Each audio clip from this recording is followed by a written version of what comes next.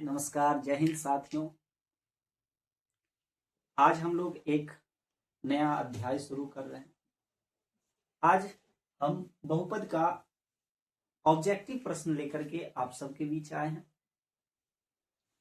और प्रत्येक क्वेश्चन पर जो है हम आज विराट प्रहार करने जा रहे हैं और हमें पूर्ण विश्वास है, उम्मीद है, अगर आप इस पूरे क्लास को अच्छे से देख लेंगे तो बिहार बोर्ड मैट्रिक एग्जाम में आपका एक भी प्रश्न जो है ऑब्जेक्टिव इस बहुपद के चैप्टर से नहीं छूटेगा। तो मेरा वादा है, वादा या भरोसा, विश्वास कह सकते हैं, उम्मीद सब है, एक भी जो है ऑब्जेक्टिव नहीं छूटेगा। तो आइए हम देखते हैं पहला सवाल को।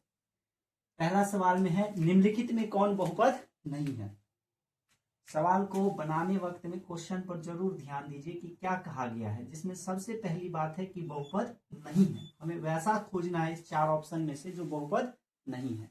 याद होगा, अगर हमने हमारा पहला क्लास ही देखा होगा तो वहां पे हमने बताया था कि बहुपद क्या होता है, किसे हम बहुपद कहेंगे, कौन से जो बीजीय व्यंजक होगा, अलजेब्रिक एक्सप्रेशन होगा, उसे हम बहुपद कहेंगे। वहां मैंने चर्चा किया था कि बहुपद वही हो सकता है जिसमें चर का घात एक पूर्ण संख्या होगा।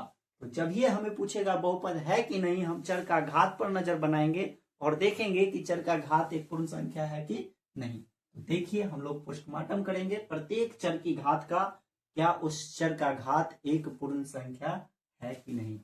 अब यहां हम देखें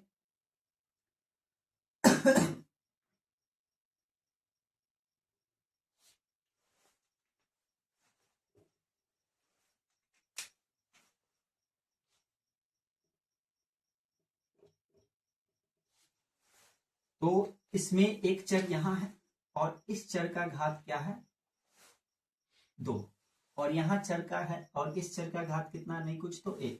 यह भी एक पूर्ण संख्या है, ये भी एक पूर्ण संख्या, अर्थात यह बहुपद होगा। हमें वह चुनना है जो बहुपद नहीं है। अब अगला में देखते हैं, यहाँ चर का घात क्या है, 3, एक पूर्ण संख्या। ये चर, इसका घात नहीं कुछ तो 1, यह भी एक क्या हो गया, पूर्ण संख्या, अर्थात यह भी बहुपद, यह भी बहुपद है। अगर हम यहाँ देखें तो यहाँ चर का घात 2 और यहाँ चर का घात 1, अर्थात इस चर के घात भी पूर्ण संख्या, अर्थात यह भी बहुपद होगा।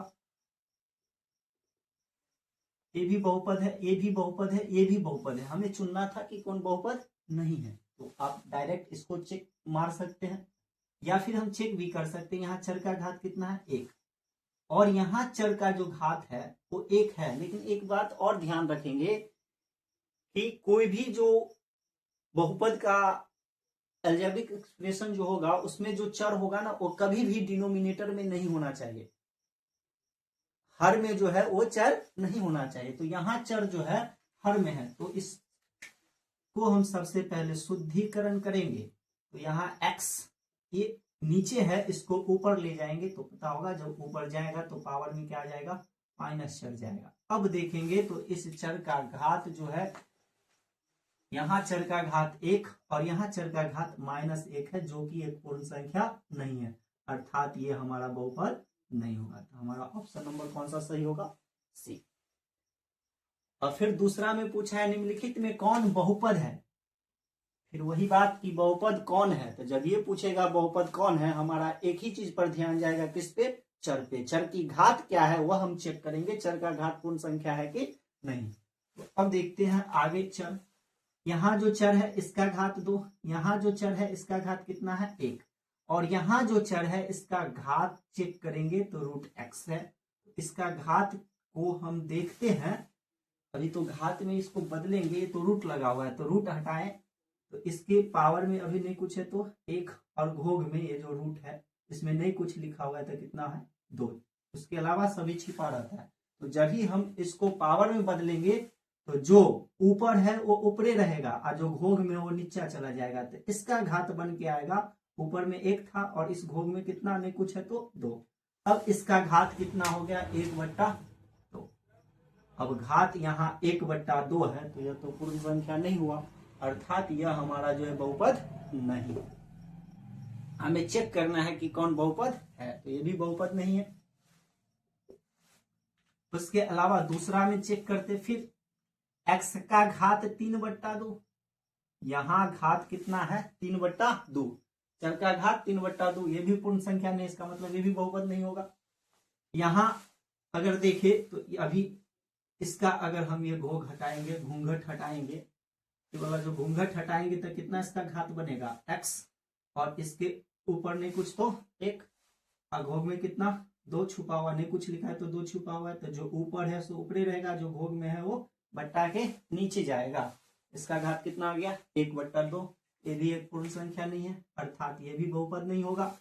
तीसरा अगला, अब या तो फिर डायरेक्ट हम इसको सही कर ले, यही बहुपद होगा, 4 गो में ये 3 नहीं होगा तो ये चौथा होगा, नहीं तो हम चेक करते हैं। यहाँ x का घात कितना है 2, यहाँ x का घात नहीं कुछ तो 1, अर्थात यह भी एक, ये भी पूर्ण संख्या, ये भी पूर्ण संख्या, तो ये हमारा क्या हो गया बहुपद होगा। तो ये हमारा ऑप्शन नंबर डी। एक और सवाल, निम्नलिखित में कौन बहुपद नहीं है, यहां भी चेक करना है बहुपद नहीं है। फिर वही बात, हम चर का घात देखेंगे कि पूर्ण संख्या है कि नहीं। तो यहाँ एक चर, इस चर का घात कितना 2, और इस चर का घात कितना 1, तो चर का घात पूर्ण संख्या अर्थात ये बहुपद होगा, लेकिन हमें वो सच चेक करना है जो बहुपद नहीं होगा, तो ये ऑप्शन नहीं है।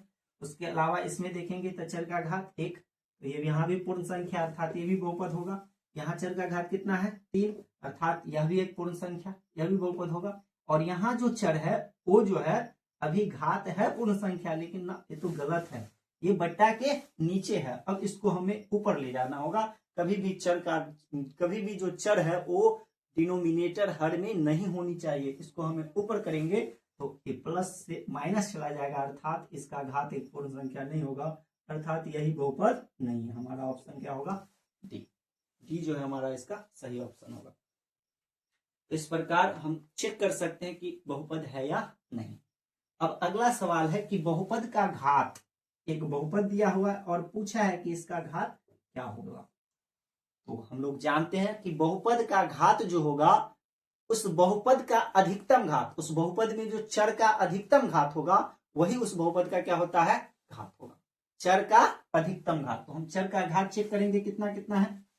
यहाँ एक चर, इसका घात कितना 4, घात चर का कितना 3, तो सबसे बड़ा कौन होगा 4, तो जितना जो सबसे बड़ा होगा उतना ही उसका घात होता है। तो इस बहुपद का घात पूछेगा तो कितना बताएंगे 4, ऑप्शन नंबर डी के साथ चलेंगे।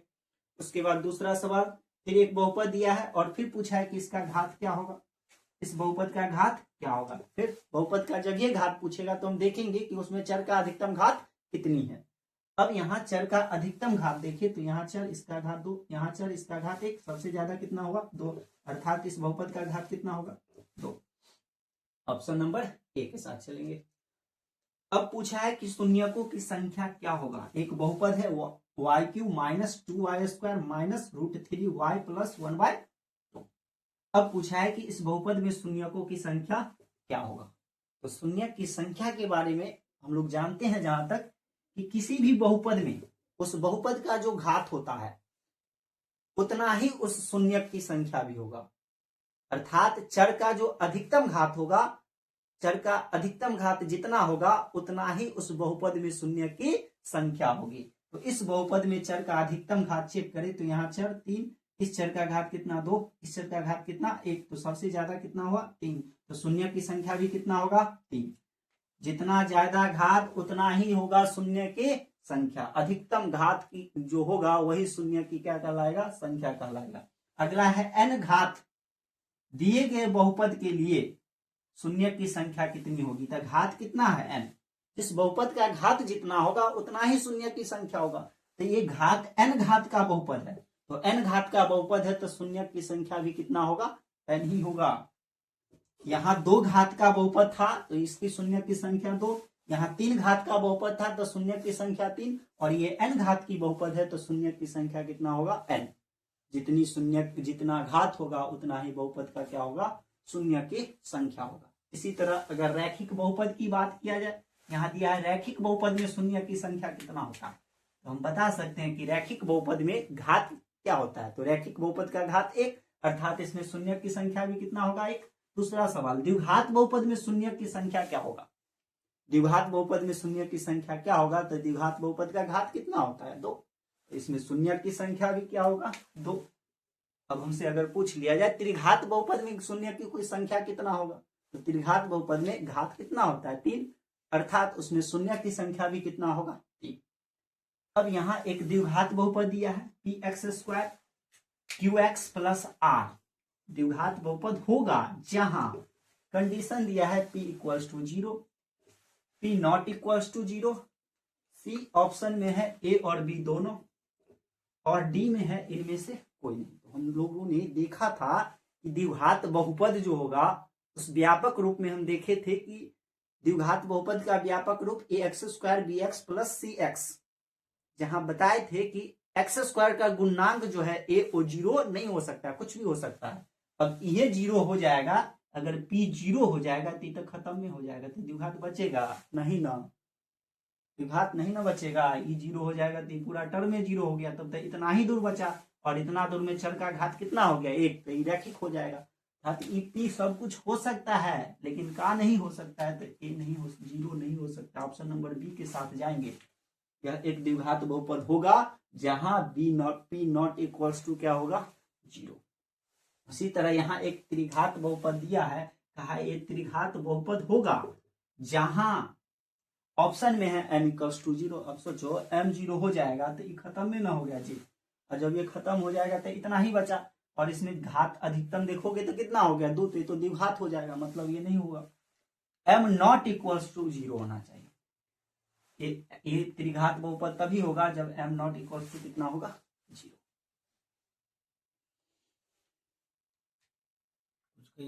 रुको ना यार, 10 गो हुआ है क्वेश्चन है। 12 नंबर प्रश्न है, बहुपद 3x square minus pi x minus 3 में x का गुणांक होगा।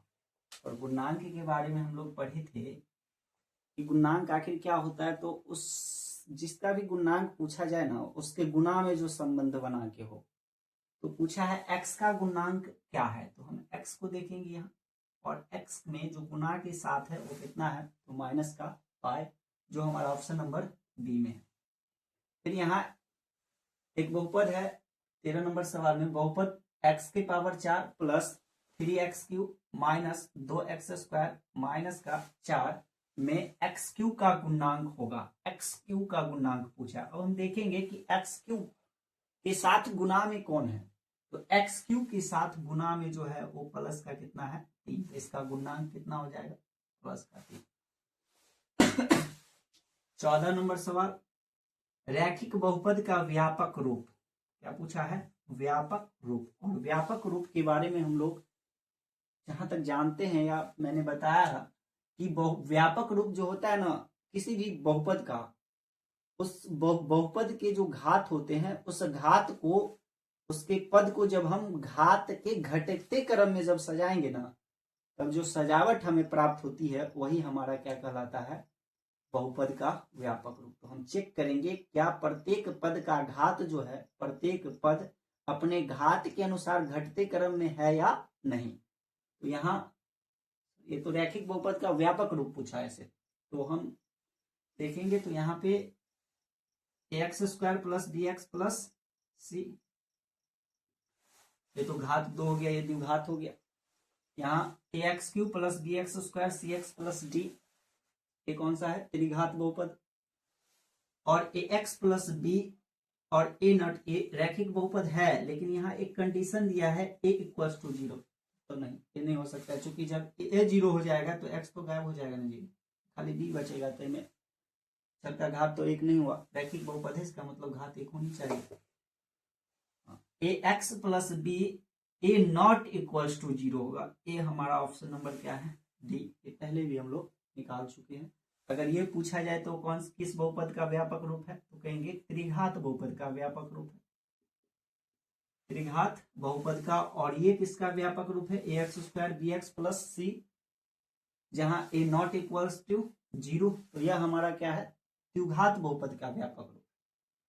अब यहाँ एक बहुपद दिया है और इसका पूछा कि व्यापक रूप क्या होगा, तो व्यापक रूप हम देखेंगे कि घटते क्रम में हमको क्या करना पड़ेगा, बहुपद के पद को उसके घात के अनुसार जो है हम घटते क्रम में सजाएंगे। देखते हैं कहाँ घात जो है घटते क्रम में सजा हुआ है। तो यहाँ चर का घात 2 है और यहाँ 3 होगा, फिर 2 और फिर x। तो यहाँ 2 है, फिर 3 बढ़ा, फिर अब क्या हो गया, घट गया। ये तो गलत है, घटते क्रम में होगा, जहां पे बड़ा से शुरू होगा और नीचे की तरफ जाएगा। यहाँ 3 घट के कितना आया, 2, ठीक है। फिर घट के कितना आ गया, 0, और फिर घट के कितना आ गया, ये भी गलत है। यहाँ घट 2 और 2 के बाद 3, ये भी गलत है। यहाँ घात कितना है, 3, 3 के बाद 2, 2 के बाद 1 और 1 के बाद 0 घात। तो यह हमारा क्या होगा, बहुपद का व्यापक रूप है। बहुपद का व्यापक रूप, घात को जब हम घटते क्रम में सजाएंगे तब जाकर के जो सजावटें प्राप्त होगी वही हमारा क्या होगा, बहुपद का व्यापक रूप कहलाएगा। अब यहाँ एक बहुपद दिया है, यदि px equals to 2x plus 3 का एक शून्यक k हो तो k का मान ज्ञात करना है। अब हमें इस बहुपद का क्या निकालना है, शून्यक। तो शून्यक निकालने के लिए हम क्या करेंगे, 2x प्लस 3 को 0 पुट कर देंगे। ये 3 उधर जाएगा तो 2x बराबर माइनस का 3, और ये गुना में है तो उधर जाएगा तो भाग माइनस का 3/2। यहाँ से इसका शून्यक निकल के कितना आ जाएगा, माइनस का 3/2, जो हमें जो है ऑप्शन नंबर बी में देखने को मिलेगा। या फिर शून्यक निकालना हो तो या तो हम निकालेंगे या फिर इसमें से हिट एंड ट्रायल मेथड डाल के चेक करें। तो अभी फिलहाल इसमें चेक करना उतना मुनासिब नहीं है, चूंकि अब 4 बार डालना पड़ेगा। ये बहुत आसान है, रैखिक बहुपद डाल देंगे और 0 हो जाएगा, तुरंत निकल जाएगा इससे। या फिर हमने जब वहां पढ़े थे तो उसका व्यापक रूप हुआ था ax plus b equal to 0। तो यहाँ से जब शून्यक निकालेंगे तो ax बराबर माइनस का b, और a बराबर यहाँ से आ जाएगा, x बराबर यहाँ से आ जाएगा माइनस का b/a, जहाँ b जो है वो x का क्या है, गुणांक, x का गुणांक, और a क्या है, तो b अचर पद, और a क्या है हमारा, x का गुणांक। तो यहां से हमारा शून्यक जो है इतना हुआ था। डायरेक्ट हम इसमें भी प्रयोग करके निकाल सकते हैं। यहाँ पे देखेंगे तो b का वैल्यू कितना दिया है, 3, यहाँ डाल देंगे -3, और a का वैल्यू कितना है, 2, तो माइनस का 3/2। तो अगर हमें ये पता है तो डायरेक्ट यहाँ डाल देंगे तो हमारा रैखिक बहुपद का शून्यक आ जाएगा। इस फॉर्मूला में रखेंगे तो यूं ही आ जाएगा, और वैसे बनाने में भी ज्यादा समय नहीं लगेगा। तो जो आपको अच्छा लगे इस्तेमाल कर सकते हैं। 17 नंबर सवाल है, एक px बहुपद दिया हुआ है, ax प्लस b में शून्यक का मान क्या होगा। और मैंने अभी यहाँ निकाला ax प्लस b, यह एक रैखिक बहुपद है और इसका शून्यक क्या होता है, माइनस का b/a। या इसी को, तो ऑप्शन नहीं दिया हुआ है, ऑप्शन में ये सब है, तो इसी को अगर हम लिखे तो ये हमारा b क्या होता है, इसमें b में कोई जो है चर पद चर नहीं है, तो a अर्थात हमारा क्या होगा, अचर पद। तो हम कह सकते हैं अचर पद, और a जो है x के बगल में है, तो ये हमारा x का गुणांक हो जाएगा। तो ऑप्शन नंबर ये सी में देखने को मिलेगा, माइनस अचर पद बट्टा x का गुणांक।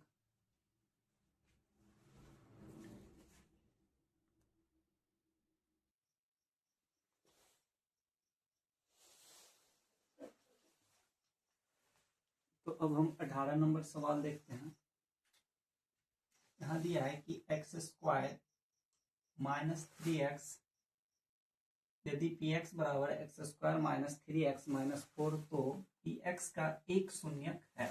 अब इसमें से एक शून्यक क्या है, तो या तो आप शून्यक निकालिए जैसे सीखे, या फिर शून्यक के बारे में हम लोग जानते हैं कि चर का वह मान होता है जिसको अगर उस बहुपद में रखे तो बहुपद का वैल्यू कितना आ जाता है, 0 आ जाता है। तो आप यह सब चर मान जो है ये एक एक वैल्यू डाल करके चेक कीजिए क्या 0 आता है कि नहीं। ये हिट एंड ट्रायल मेथड हो गया, ऑप्शन डाल करके आंसर लाना। तो वैसे भी चेक कर सकते हैं, या फिर हमने शून्यक निकालना सीखे हैं तो वहां से हम शून्यक निकाल सकते हैं। x² माइनस 3x माइनस का 4 इक्वल्स टू 0। मैंने कहा था कि इसका गुणनखंड कर लो, गुणनफल निकाल के उसका गुणनखंड कर लेना है। तो 4 में 2 दूना 4, 2 1 2। अब हमें लाना कितना था, 3, तो 2 दूना 4, और 4 में 1 घटा देंगे तो हमारा 3 आएगा। यहाँ से लिख सकते हैं x square minus 4 minus 1 into x minus 4 equals to 0। X square minus का 4x minus minus plus x और माइनस का 4 इक्वल्स टू 0। कॉमन ले लेंगे, एक्स कॉमन हो जाएगा तो एक्स माइनस 4 और यहाँ से एक कॉमन हो जाएगा प्लस तो एक्स माइनस का 4, तो एक्स माइनस 4 और एक्स प्लस 1 एक इस दोनों में से ले लेंगे और इस दोनों को मिला करके एक ले लेंगे। तो एक हो गया हमारा एक्स माइनस 4 और एक हुआ एक्स प्लस 1। अब दोनों से निकालेंगे शून्य, तो यहाँ से शून्य निकालेंगे तो 4 आएगा और यहाँ से शून्य निकालेंगे तो कितना आएगा -1। तो इसमें जो ऑप्शन होगा ऑप्शन नंबर बी, एक ही पूछ रहा था तो एक ही ऑप्शन क्या है 4 है यहाँ 4। अब एक द्विघात बहुपद दिया है, फिर से इसका शून्य निकालना है, तो या तो आप इसमें ऑप्शन चेक कर, लंबा टाइम लगेगा, या फिर इससे सॉल्व करें। ये हमारा हो गया x square plus 3x plus का 2, इसको मल्टीप्लाई करेंगे तो कितना होगा 2 एकम 2 और तोड़ लेंगे 2 एकम 2, 2 में एक जोड़ लेंगे तो कितना आ गया 3। यहाँ लिख सकते हैं x square plus 2 plus 1 into x plus 2, तो x square plus 2x plus x plus 2 equals to 0। यहाँ से x कॉमन आ जाएगा दोनों में, तो बच जाएगा x प्लस 2 और यहाँ एक कॉमन आ जाएगा तो बच जाएगा कितना x प्लस 2। अभी दोनों में से एक लिख लेंगे x प्लस 2 और एक इस दोनों को मिला के लिख लेंगे x प्लस 1 इक्वल टू 0। यहाँ से शून्य निकालेंगे तो कितना आएगा माइनस का 2 और यहाँ से शून्य निकालेंगे तो कितना आएगा माइनस का 1। -2 और -1, -2 और -1, ऑप्शन नंबर कहाँ है ए में। या फिर इस तरीका से निकाल सकते हैं, या अगर हमें 2 शून्य का निकालना हो द्विघात बहुपद में तो एक और तरीका हम अपना सकते हैं।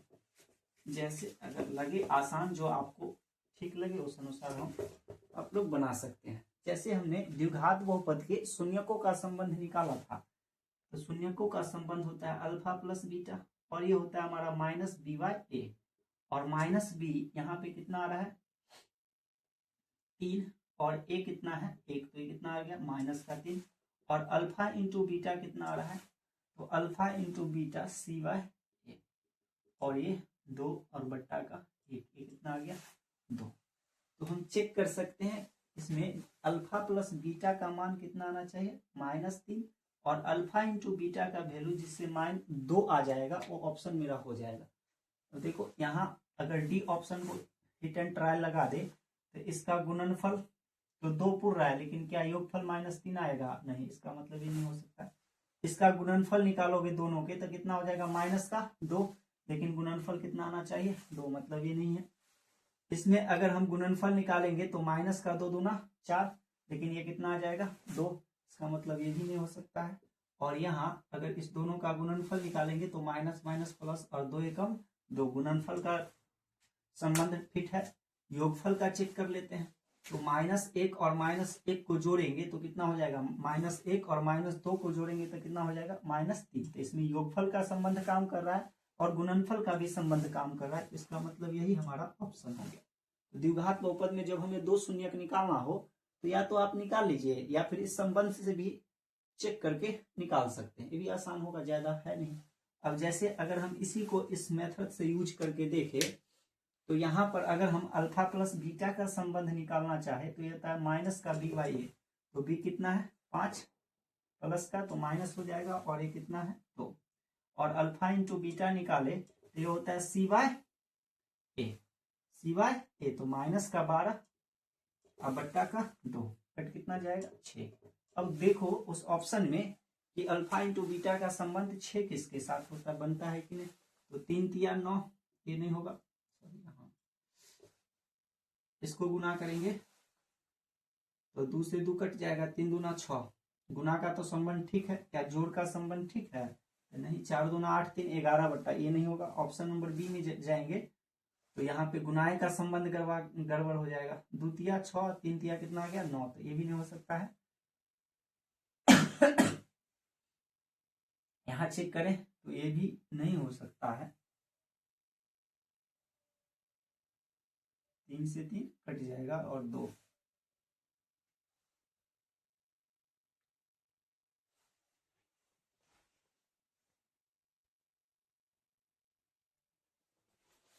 तो यहाँ पे गलत था, ये अल्फा इंटू बीटा का मान कितना था -6। तो यहाँ देखिए तो ये हमारा ये 2 से 2 कट जाएगा तो 3 दूना 6 -6। गुना का संबंध काम कर रहा है, इससे हम प्लस का भी संबंध चेक करें तो 4 दूना 8 और प्लस का 3, तो 8 में से 3 घटेगा 5, तो 5 माइनस का 5/2 अर्थात इसमें ये भी संबंध काम कर रहा है, ये भी संबंध। तो हमारा ऑप्शन नंबर बी क्या होगा सही। या तो आप इसको निकालिए शून्य या फिर ऐसे कर सकते, जो सुविधा लगे, जो आपको ठीक लगे कर सकते। उसके अलावा अगला क्वेश्चन यहाँ द्विघात 20वां नंबर क्वेश्चन है कि द्विघात बहुपद x² - 3 के शून्य क्या होंगे। तो इसमें से डाल के चेक कर सकते, 0 किससे आएगा, या फिर ये तो बहुत आसान है, x² - 3 = 0, 3 उधर जाएगा तो +3 हो जाएगा, रूट जाएगा तो x² √3। इससे जो भी बाहर निकलता है वो प्लस माइनस, इसका तो वर्गमूल पूरा निकलेगा नहीं, तो √3 प्लस का और √3 माइनस का। ऑप्शन नंबर बी के साथ चलेंगे। उसके अलावा अगला सवाल है 22 नंबर में, शून्यक 2, 5 वाले द्विघात बहुपदों की संख्या कितनी होगी। तो जब कभी कोई भी कितना शून्यक दे दे, 2 शून्यक दे दे, 1 शून्यक दे दे, या 3 शून्यक दे दे, 4 शून्यक दे दे, अगर उससे पूछा जाता है कि इससे बहुपदों की संख्या कितनी होगी, तो आप अनगणित जो है वो कह सकते हैं, अनगिनत संख्या हो सकता है बहुपद का। मान के चलिए अगर हम इस बहुपद को चेक करें कि इससे एक बहुपद क्या बन सकता है, तो बहुपद निकालने के लिए हम लोग फॉर्मूला निकाले हुए, चूंकि ये 2 शून्यक, इसका मतलब द्विघात बहुपद ही बनेगा। शून्यक 2 है, इसका मतलब द्विघात बहुपद बनेगा, और द्विघात बहुपद का फॉर्मूला होता है x² + x² - alpha plus beta into x plus alpha into beta = 0।